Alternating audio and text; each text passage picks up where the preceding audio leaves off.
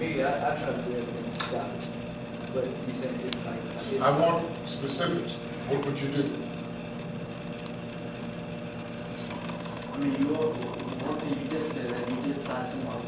Yeah. I mean, once he was walking towards me, I was in my head. I was like, I'm probably. What would you do? Be specific.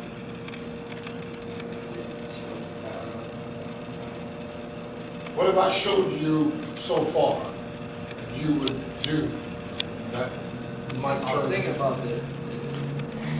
All right. What else?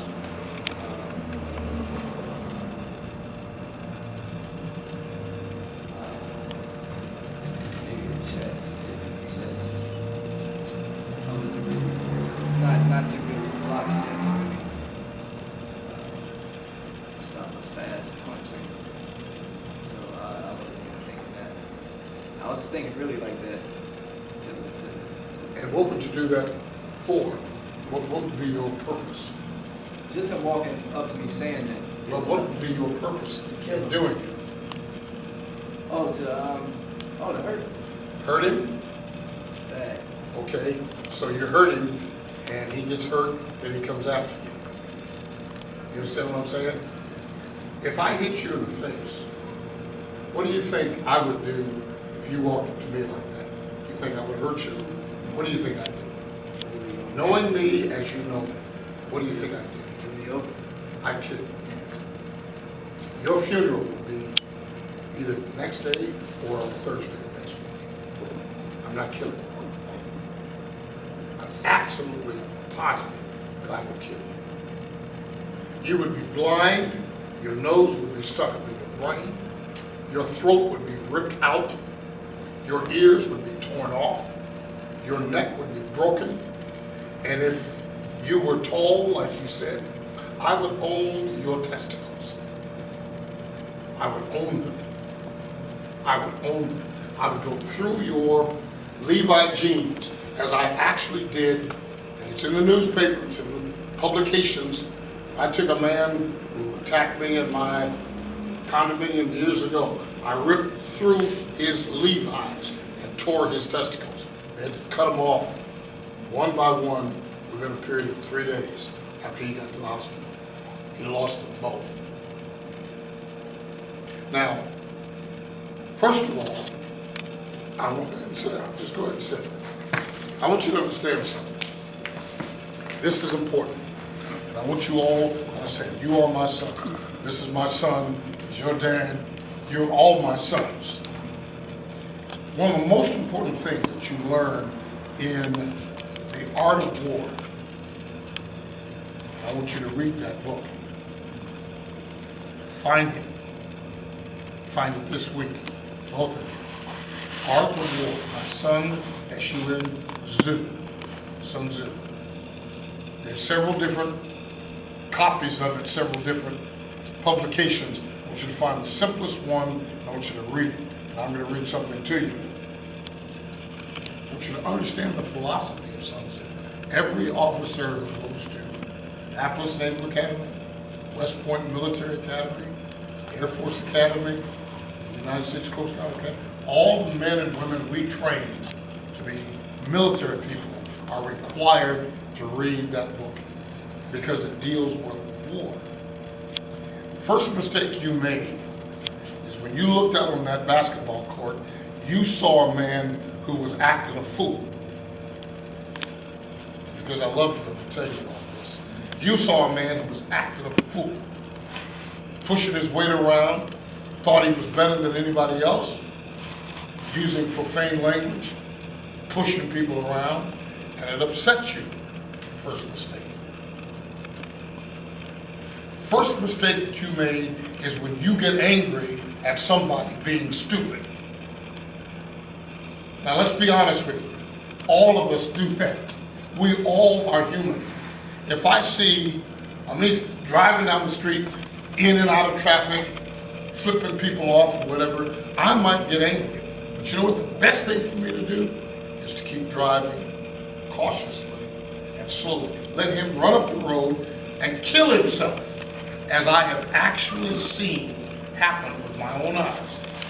A man passed me one night just speeding. Boom, almost drove me off the road. And I just let him go. Within a minute's time, this man, I came up on him. He attempted to negotiate a curve and a hill. Flipped over, that's just it. Turned over. 4 people died. I drove by. And incidentally, when I drove by, I was just, you know, I wasn't happy about it. I didn't say, you got what you deserve, but guess what? He got what he deserved. When you see a man who is a fool, let him be a fool. Because I don't know how old he was, let's say he was 25. He's had 25 years of developing his stupidity. He's had 25 years of being the ignorant, foul-speaking, foul-acting person he is. He's had all those years of developing that. You walk out on a basketball court to do what?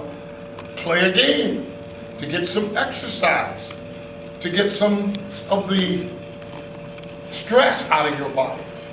And what happens is you are stressed even more because you see somebody that stresses you out and you allow him to stress you out. You wanted to guard him, you wanted to take him. Why? Because quite frankly, he brought out the fool in you. He made you become not Reuben, cool man, cool hand Luke, but Reuben the fool. You had to show that you were as good or maybe better than him. What did that prove? Didn't prove anything. Could have gotten you killed had he had a knife or had somebody stands with a pistol. In LA, just like in San Diego, people walk around strapped. Any one of his buddies could have pulled out something and shot you. He could have pulled out something. So your first mistake, and I'm saying this out of respect, your first mistake was to even be affected by it. What you should have done was just say, okay, let's just play a game and keep it cool. If it came your lot to check him, to play against him, fine. If it wasn't, fine, because it's no big deal. Your only purpose in life today, Reuben, is to get home after you have done all the things you have to do today and get home and get a good night's rest. That's your only mission in life. To eat, talk to people on the phone, text, go here, go there, and get home safe. That is it. If you don't get home safe tonight and you are dead before you get home, all the things you've done today don't mean a thing. The smartest thing that Reuben can do is to be cool in the face of an enemy. And by the way, look at your enemy. I'm almost done. Let's say that your enemy is 1,000 and you've only got 100 men. Sun Tzu will tell you that if you manipulate your 100 in a way that is better, smarter, and more efficient than the general does with his 1,000, you will win 1,000 will lose. If you happen to be cool under pressure, under fire, and you set your people in the right way, and you order them in the proper manner to deal with that enemy, guess what? You win, they lose. By the way, don't take my word for it. Look at history. Look at the numbers of people.